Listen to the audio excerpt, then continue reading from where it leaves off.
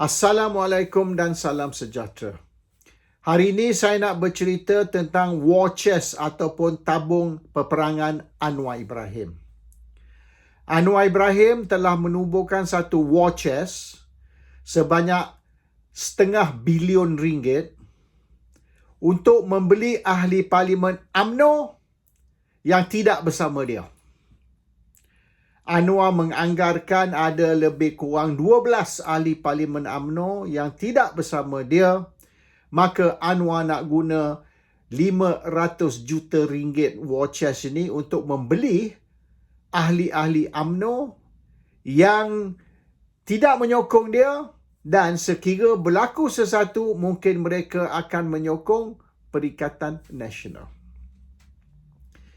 Anwar risau yang Ahmad Zahid Hamidi tidak akan bersama kita lama lagi. Kemungkinan besar anggaran Anwar, Ahmad Zahid Hamidi tidak akan survive 1 tahun. Dan tahun depan ini kalau sesuatu berlaku, kalau Ahmad Zahid Hamidi mati ataupun sudah tidak mampu memimpin UMNO, maka akan berlaku rebutan kuasa, power struggle di dalam UMNO. Dan Anwar tahu, daripada 26 ahli parlimen UMNO, sekurang-kurang 12 ataupun mungkin 15 ahli UMNO tu tidak bersama Pakatan Harapan ataupun bersama Anwar, terutama sekali kerana mereka tidak menyokong DAP. Lebih-lebih lagi, apabila Lim Kit Siang di Manchester baru ini telah mengumumkan yang orang bukan Melayu boleh menjadi Perdana Menteri Malaysia, dan hari ini DAP mengumumkan yang mereka nak adakan local election di Kuala Lumpur. Start dengan Kuala Lumpur. Ini akan berlaku macam di England. Di England, kerajaan pusat, federal government ialah konservatif. Tapi di dalam local council, oleh kerana di sini, di England, local council ada local election, semua disapu oleh pembangkang ataupun Labour Party. So, kerajaan pusat ialah konservatif, di kerajaan tempatan, local council ialah Labour. Ini akan berlaku juga di Kuala Lumpur. Kalau kita ingat 13 Mei dulu. Ianya tercetus sebab orang Cina sapu Kuala Lumpur. Dan selepas orang Cina sapu Kuala Lumpur, mereka berarak di seluruh Kuala Lumpur dan suruh orang Melayu keluar dari Kuala Lumpur, balik kampung. Mereka kata dalam perarakan Victory Parade, dia orang adakan Victory Parade, dan dia orang pergi ke kawasan Melayu, Bangsa, Kampung Baru sebagainya, dan mereka beritahu orang Melayu, awak boleh keluar Kuala Lumpur. Kuala Lumpur ni sudah jadi hak Cina, orang Melayu boleh balik kampung. Itu yang sebabnya tercetus 13 Mei. Excuse me. And tindakan UMNO ataupun Selangor untuk memisahkan Kuala Lumpur dari Selangor, iaitu ambil Kuala Lumpur ni keluar dari Selangor, ialah untuk protect Selangor. Sekiranya Kuala Lumpur masih duduk di dalam Selangor, maka Selangor akan jatuh. Jadi diorang terpaksa ambil Kuala Lumpur keluar dari Selangor supaya Selangor ni kekal sebagai negeri Melayu dan tidak akan bertukar menjadi negeri bukan Melayu. So sekiranya dan selepas tu local council ditamatkanlah, it was abolished. Sekiranya local council masih berterusan, katalah di bandar-bandar besar, bukan saja Kuala Lumpur, di Ipoh dan merata tempat lagi, maka semua local council akan jatuh ke tangan bukan Melayu.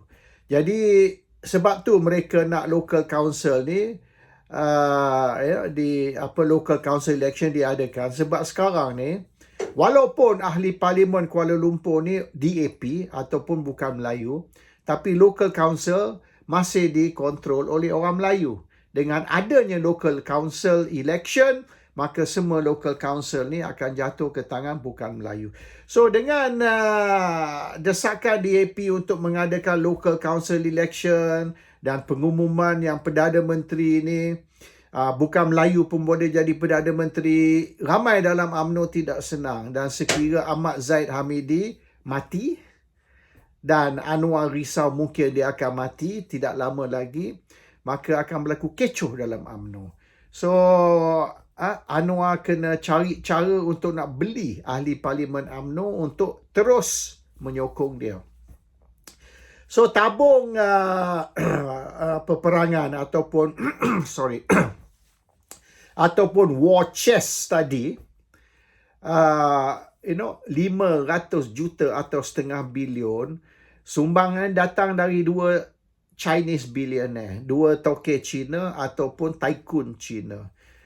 Billionaire dua orang ni semua orang tahu. Kalau saya sebut nama ni tidak asing lah kepada rakyat Malaysia. Dua billionaire Cina ni kroni Mahathir dan juga Daim lah, semasa Daim bersama Mahathir. Dan mereka berasalnya millionaire actually.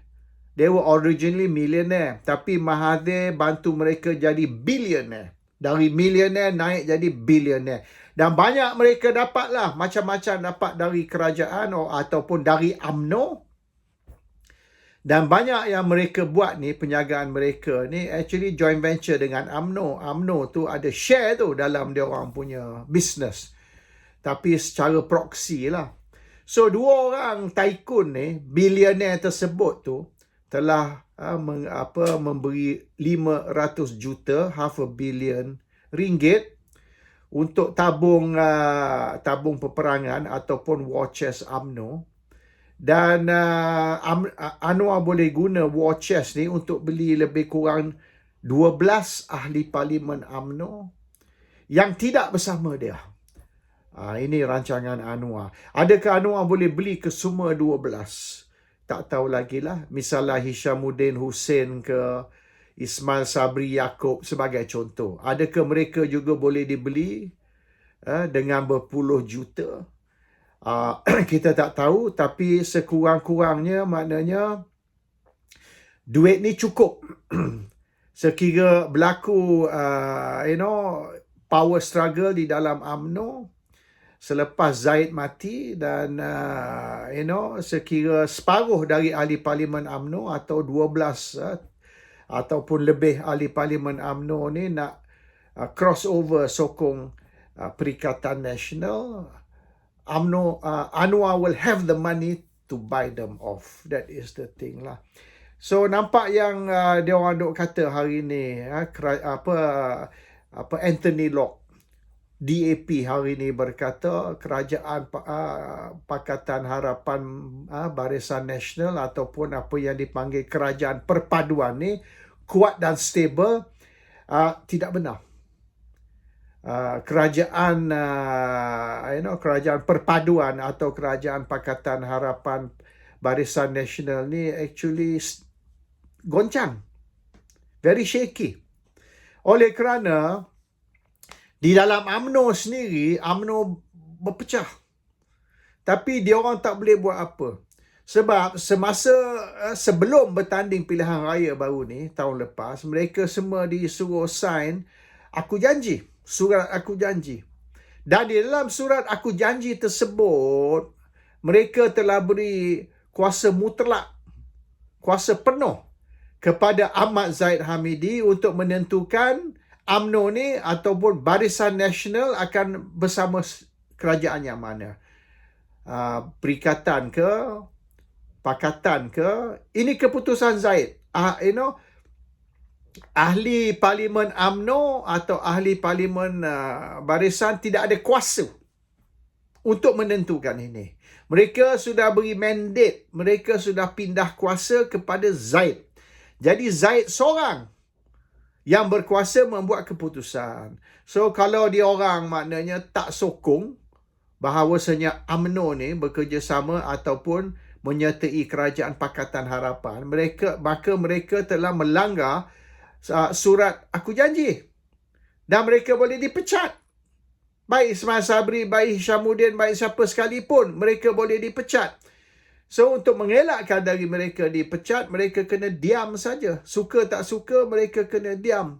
Tapi kalau berlaku sesuatu kepada Zaid, dan kalau berlaku rebut kuasa, maka sudah tentu mereka akan menyokong musuh kepada Zaid.